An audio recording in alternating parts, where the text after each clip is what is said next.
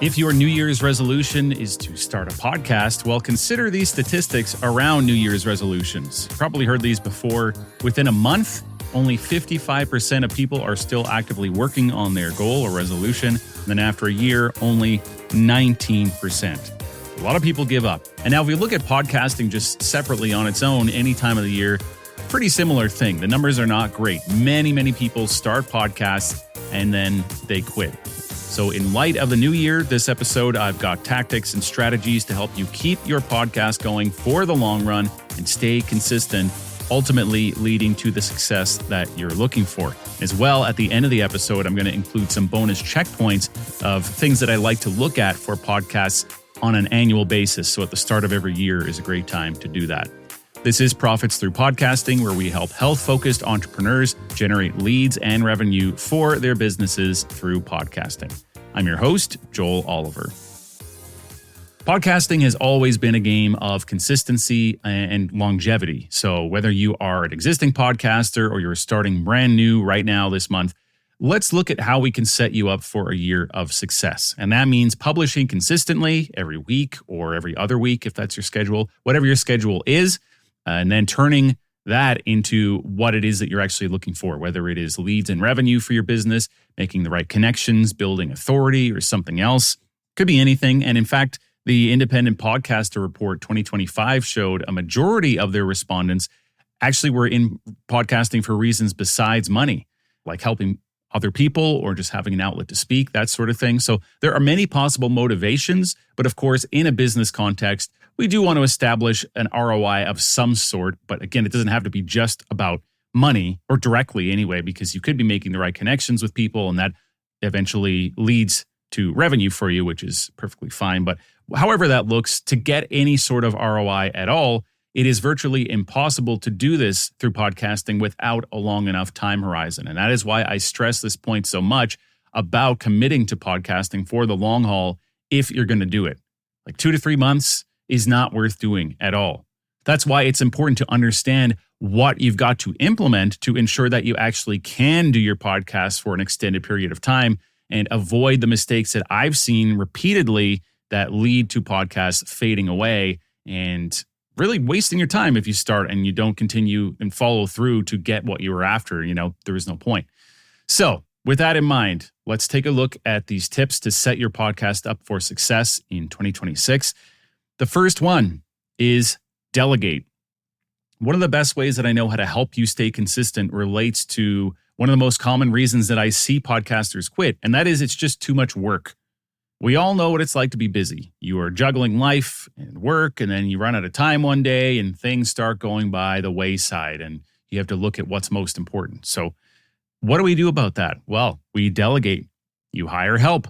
Ideally, as an entrepreneur with a podcast, the only thing that you should be spending time on yourself is the recording of content. Maybe a little outreach for guests, maybe some preparation, of course, that sort of thing. But whether it's a solo or an interview episode, just doing the preparation, the recording, and then handing it off to a team who can do everything else is ideal. And that team could be doing everything from the editing to the uploading, the social media clips, whatever else you might want done with the episodes, even following up with the guests once the episode goes live and letting them know it's out there. There's lots of tasks that can be easily handed off to a team. And if you're thinking, well, I just can't afford that, then no problem. I hear you. It's funny. I saw a story a while back here in Canada. The city of Winnipeg was taking some heat for spending $35,000 on a relatively small number of podcast episodes.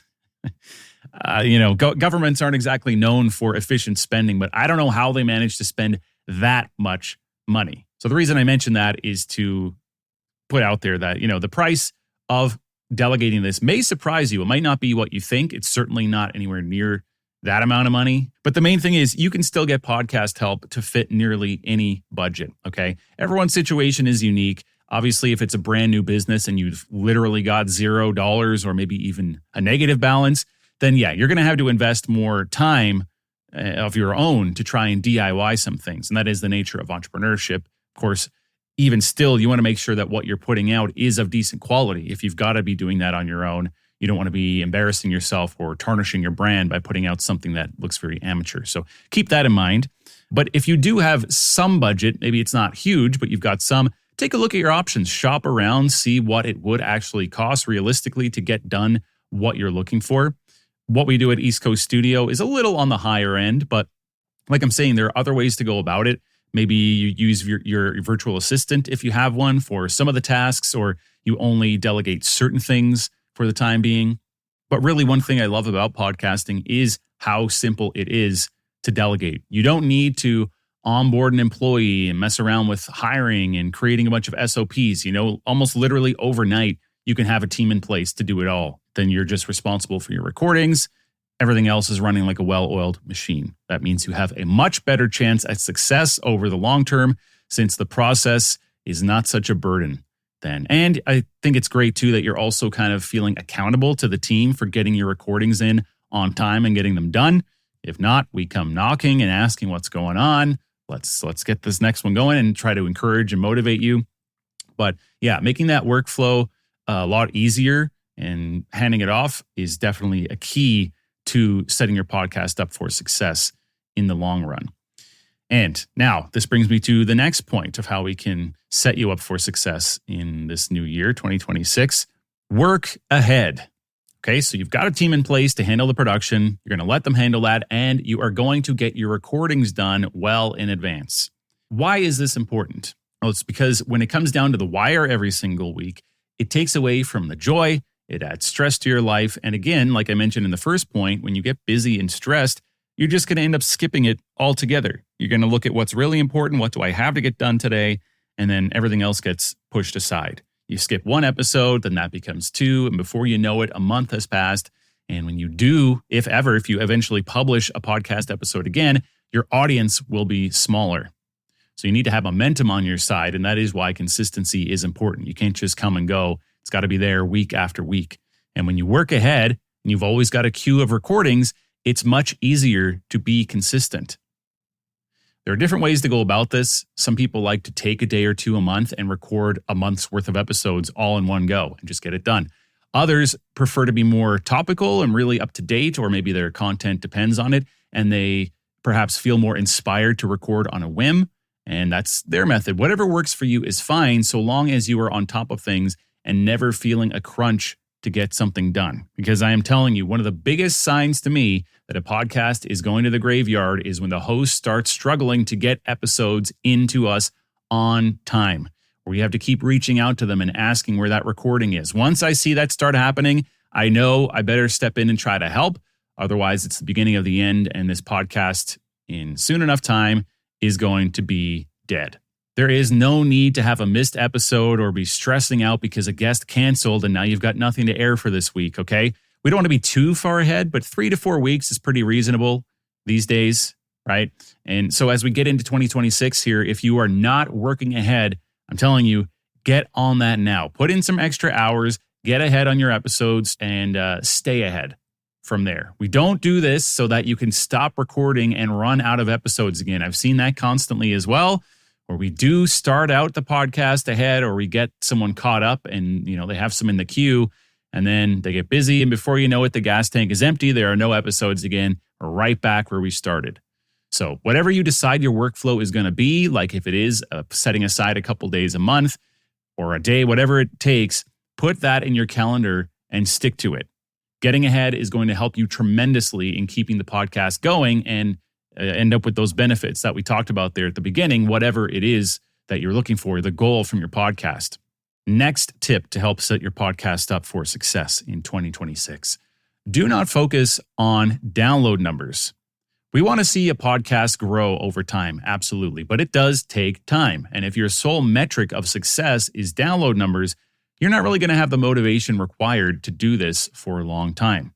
It's interesting as well, the Independent Podcaster Report 2025 highlighted that by far, the independent podcaster's biggest challenge was growing an audience. But even as audience numbers went up, that remained the biggest challenge. So someone with 500 listeners, their biggest challenge was, how do I grow my audience? Someone with 5,000 listeners, their challenge was, how do I grow my audience? So it can be a bit of a trap. And depending on what you're doing, the nature of your business as well, you don't necessarily need thousands and thousands of downloads. It can be possible to build a sustainable business through a smaller audience. But don't check your stats every day or obsess over them. I know some people, it is a motivator. They get really excited to publish those first episodes and see that real people are out there listening. So in that sense, it can be a good thing, but don't obsess over it. And most importantly, don't take it to heart when you're not getting a ton of downloads right away and give up because of that, because it's just going to take time. You're not supposed to get download numbers right away. Like anything, it takes time to build a podcast. Now, the next and final tip for setting your podcast up for success in 2026, do not overcomplicate. The KISS method. Keep it simple, stupid. Make this nice and easy as possible. I had a client come to me and say that the podcast was getting to be a lot of work. They'd done it for several years and wanted to continue, but it was just getting to be a lot of work, or rather the amount of work these days for them was just too much. They had a lot of other things going on, and they're already working with us, so it was easier to some extent, but they wanted to know how could it be even easier. Now, the problem with this situation was this podcaster had been going over every episode with a fine-tooth comb. So we had a discussion about getting the results that she wanted from the podcast and if she's willing to make a minor trade-off for that. Because she was putting in hours and hours on every episode, going over each one and making these tiny little changes to timing and adding extra spaces here and there and requesting that I do that work. And what I pointed out was, you're really not getting anything from these hours. If we could do this episode and you not go over it like that, let's say we get it to 98% of perfection of where it is after you spend 3 to 4 hours on everyone, would that make more sense? Because you're going to get the exact same results from this podcast. You're just going to save a ton of time on every episode, right? So she said, yeah, that's a great point. So that's how we've been working ever since. She saved a ton of time, and the podcast, again, has now been able to continue on consistently, and she's getting the benefits that she always was. So if there are friction points like that in your workflow, if there are things that are taking too much time, things that you don't enjoy, how can we resolve those? Are there tasks that you can remove entirely? You could delegate, you can streamline, simplify. The new year is a great time for these types of things, just to evaluate, because until you take a step back, sometimes you don't notice these things. You might just be doing it, you're in the grind, you're not thinking about it, but then when you really take that bird's eye view and evaluate, you can see, I don't really like doing that, or why am I doing that part again? Is that even getting me any results? And you can refine your workflow that way. We had another client that we did a launch for, and when she was talking to us initially about doing a launch together, she really wanted to pick apart the service package and get this, not this, get this, not this. And I said, listen, we don't work like that. And trust me, you're going to be very thankful if you just do the whole thing. And she ended up proceeding with that, and she felt really good to have it all done. We got it done in a timely manner.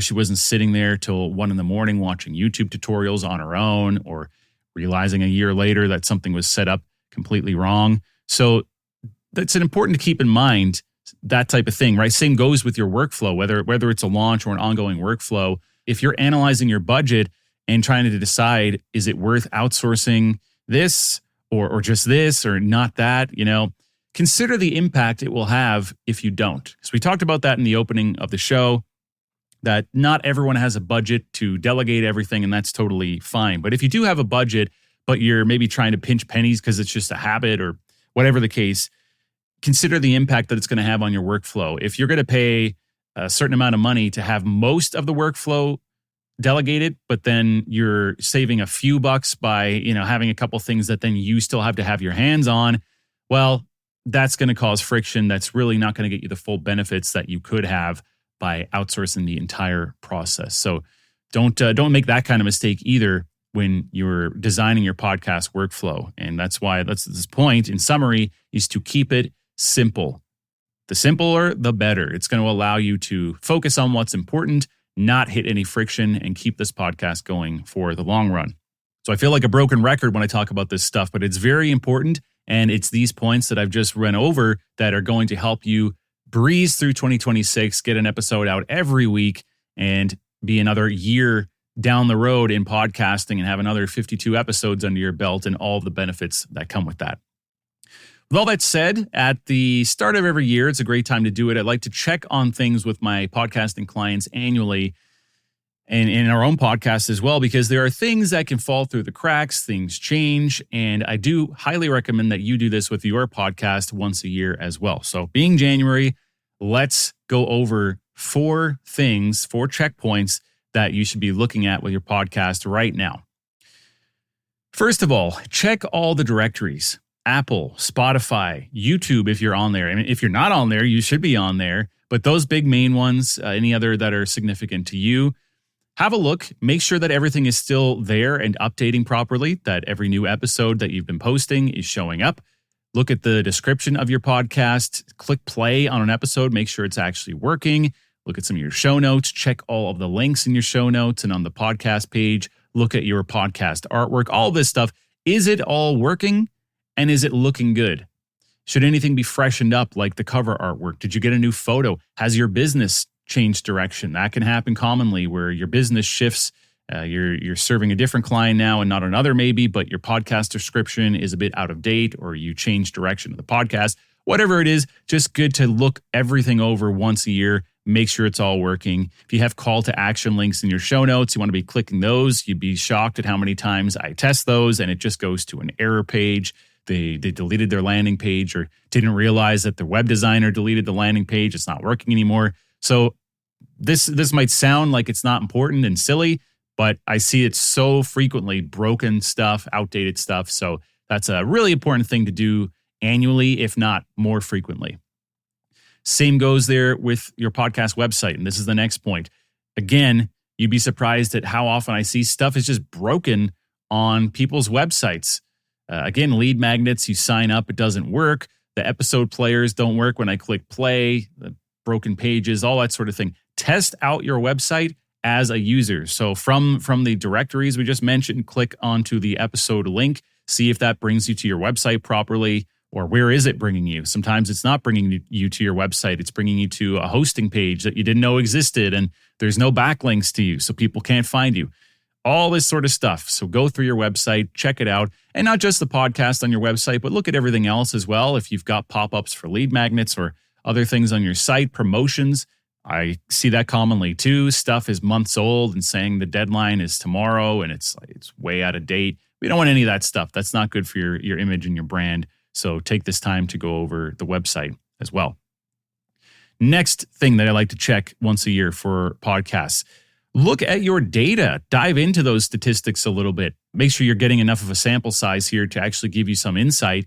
But look and see what episodes perform the best over the past year and why might that be? What can you learn from it?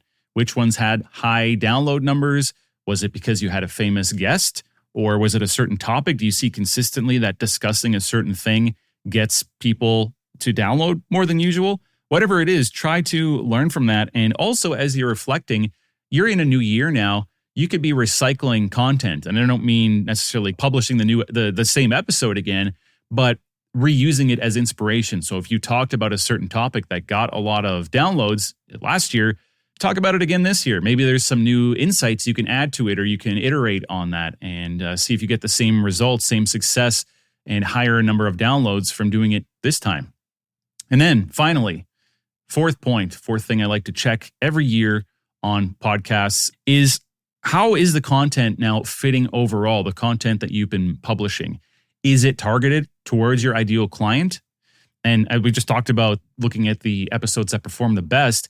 On the flip side, look at the ones that didn't perform so well or maybe aren't relevant to your audience and try to figure out why didn't those perform well? And who is my target audience right now? And is every episode that I'm putting out relevant to them? The more you can focus on that niche, the better. You don't want to be putting out irrelevant content, and they will definitely be giving you some data there by not downloading episodes. If you can see clearly a pattern in the lowest downloaded episodes, that will help you hone in as well and focus on that best performing content that is the most fitting for your current ideal clients. Okay. So there you go. 4 things I like to check on all my podcast clients once a year. Now is the time to do it. And we've summed up the tips that are required to keep you going successfully all throughout 2026. So cheers to another year of podcasting. And if you need help with something, you want to streamline your workflow, delegate, you always know where to find me.